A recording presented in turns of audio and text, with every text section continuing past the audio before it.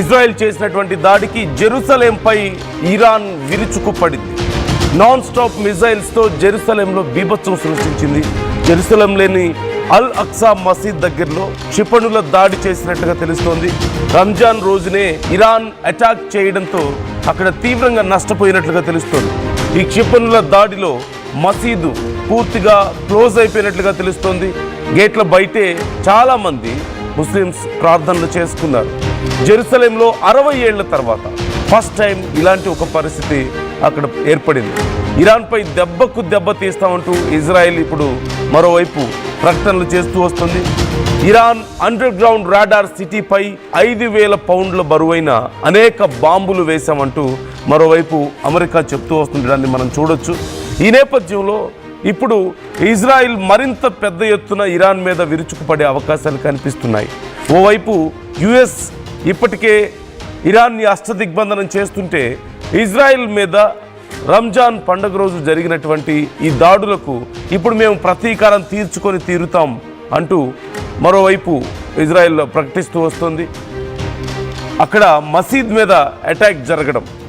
అయితే ఈ విషయానికి సంబంధించి ఇరాన్ నుంచి ఒక సమాధానం ఇంకా రావాల్సి ఉంది. నిజంగానే ప్రార్థనా మందిరాల మీద కావాలనే దాడి చేశారా అనే ప్రశ్న వచ్చినప్పుడు ఇప్పటి వరకు ఉన్నటువంటి సోర్సెస్ ప్రకారం చూస్తే కావాలని చేయకపోయినప్పటికీ ఆ రోజు రంజాన్ రోజు భారీగా దాడులకు పాల్పడ్డాం. ఆ దాడుల్లో భాగంగా ఒకవేళ అక్కడ మసీదు మీద ఏదైనా మిజైల్ వెళ్ళి ఉండొచ్చేమో అనే అభిప్రాయాలు అయితే లేకపోలేదు.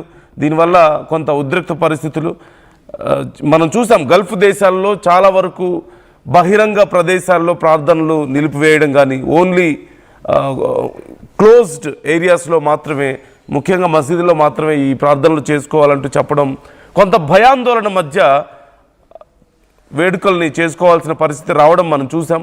ఇటు ఇజ్రాయెల్లోనూ అదే పరిస్థితి నెలకొన్నట్లుగా తెలుస్తోంది. ఇన్ఫ్యాక్ట్ ఇరాన్లో కూడా భయం లేకపోలేదు. అయితే ఇజ్రాయెల్లో ఒక మసీద్ మీద ఇలాంటి ఒక దాడి జరగడం మాత్రం ఖచ్చితంగా చాలా తీవ్రమైనటువంటి చర్యగా ఇప్పుడు ఇజ్రాయెల్ భావిస్తోంది. జెరూసలేంలో అల్ అక్సా మసీద్ దగ్గరలో ఈ క్షిపణుల దాడి జరిగినట్లుగా మనకి సమాచారం అందుతుంది. రంజాన్ రోజునే జరగడంతో ఇప్పుడు మొత్తం తర్వాత మసీద్ అంతా క్లోజ్ చేసేసారు. గేట్ల బయటే అందరూ ప్రార్థనలు చేసుకోవాల్సిన పరిస్థితి వచ్చింది. గత 60 ఏళ్లలో ఇలాంటి ఒక పరిస్థితి రావడం మాత్రం ఇదే అంటూ వాళ్ళు చెప్తుండడాన్ని మనం చూస్తున్నాం. దీనికి సంబంధించి ఇప్పుడు మరిన్ని ప్రతిదాడులు చేసేందుకు ఇప్పటికే ఇజ్రాయెల్ ప్లాన్ చేసుకుంటున్నట్లుగా కనపడుతోంది. మరోవైపు ఇరాన్ వైపు నుంచి కూడా ఇంకా ఎక్కువ పెద్ద ఎత్తున బ్యాలిస్టిక్ క్షిపణులు సైతం ఉపయోగిస్తున్నట్లుగా సమాచారం అందుతోంది.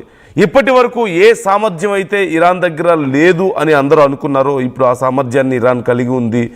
అండ్ పెద్ద పూర్తి స్థాయిలో ఇరాన్ మనం చూస్తున్నాం సమ్ డాన్సింగ్ మిజైల్స్ అని చెప్పేసి, ఈవెన్ రాడార్ సిస్టమ్స్ని, యాంటీ మిజైల్ డిఫెన్స్ సిస్టమ్స్ని సైతం ఓవర్కమ్ చేసి వెళ్ళి టార్గెట్స్ని ఛేదించగలిగేటువంటి మిజైల్స్ని ఇరాన్ దగ్గర ఉన్నాయని తెలిసి, ఇంటర్ కాంటినెంటల్ బ్యాలిస్టిక్ మిజైల్స్ సైతం ఇరాన్ డెవలప్ చేసుకుందని తెలిసి ఇప్పుడు అమెరికా సైతం భయపడుతున్నటువంటి పరిస్థితి కనపడుతోంది.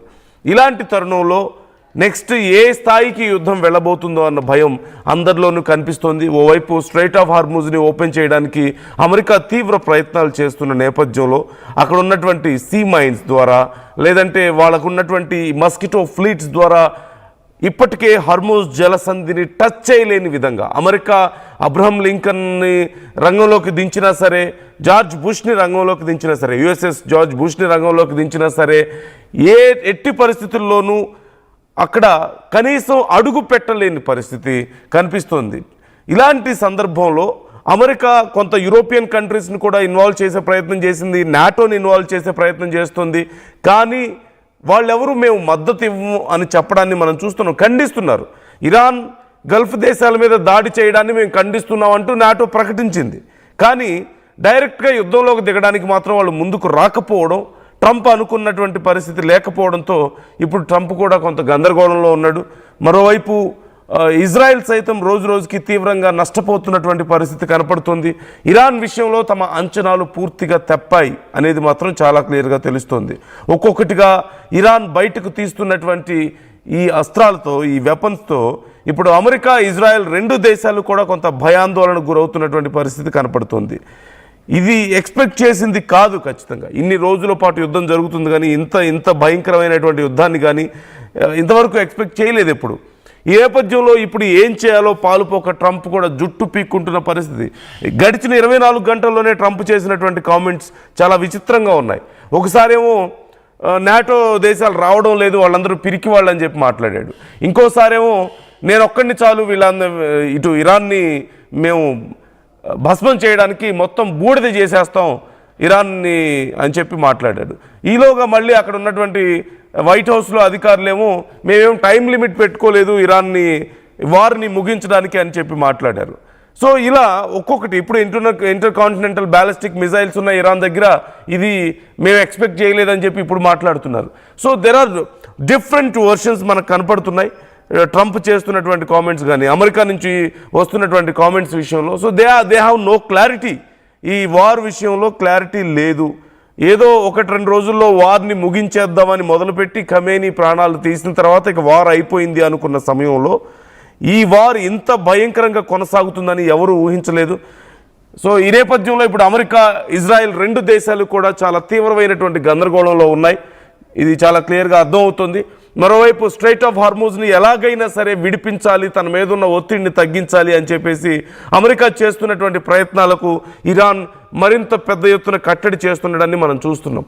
సో వెరీ సింపుల్గా చెప్పాలంటే ఇప్పుడు జెరూసలంలో జరిగినటువంటి ఈ దాడికి ప్రతి దాడులకు ఓవైపు ఇజ్రాయెల్ సిద్ధమవుతోంది. ఇది ఖచ్చితంగా చాలా అమానవీయ చర్యగా ఇజ్రాయెల్ భావిస్తోంది. ఓ పక్క సహజంగా యుద్ధం జరిగే సమయంలో మొన్న చూసాం మనం ఆఫ్ఘనిస్తాన్కి సంబంధించినటువంటి ఇన్సిడెంట్. ఆఫ్ఘనిస్తాన్లో ఒక హాస్పిటల్ మీద పాకిస్తాన్ దాడి చేయడంతో అనేక వందల మంది ప్రాణాలు కోల్పోయారు.